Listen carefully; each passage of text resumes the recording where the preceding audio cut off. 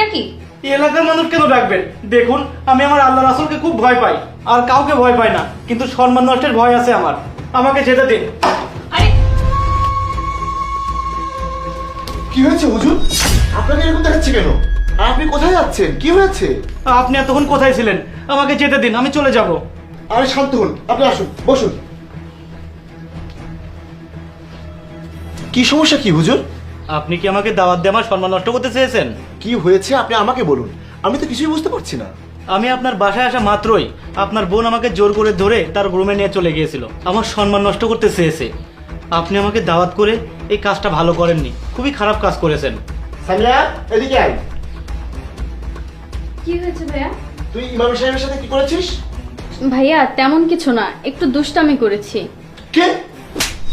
তুই আমার বোন হয়ে ইমাম সাহেবের সঙ্গে দুষ্টামি করেছিস?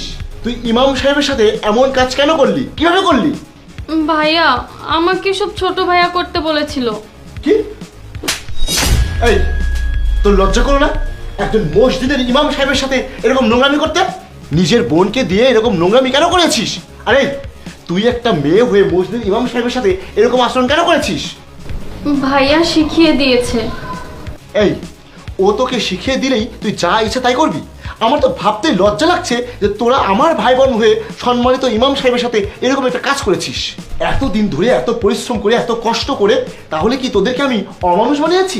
তোদের মধ্যে কি শিক্ষা, মানবতা, বিবেক, লজ্জা কিচ্ছু নেই? তোরা একটাবার আমার সম্মানের কথা ভাবলি না? এই, আমি কি আর পারবো ওনার সামনে দাঁড়াতে? ভাইয়া আমরা তোমার সম্মান নষ্ট করতে চাইনি। তাহলে কেন করলি এই কাজ?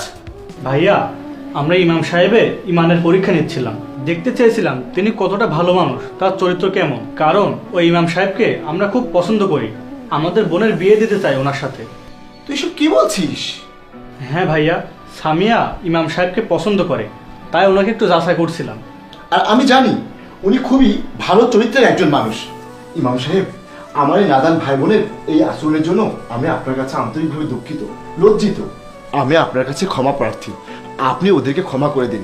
আর আপনি নিজেই তো শুনলেন, ওরা একটা ভালো উদ্দেশ্যেই এই কাজটা করেছে। আমার ভাই বোন খুবই ভালো, আদর্শবান, আমি ওদেরকে সুশিক্ষা দিয়েছি। আর ওরা যেটা বললো সেই ব্যাপারে আপনার মতামতটা একটু বলেন। আমার কোনো আপত্তি নেই, আল্লাহ ওনাদেরকে ক্ষমা করুন। তবে এইভাবে কারোর সাথে কিছু করাটা ঠিক না, এতে ক্ষতির সম্মুখীন হতে পারে। খারাপ কেউ হলে তো ক্ষতি হয়ে যেত।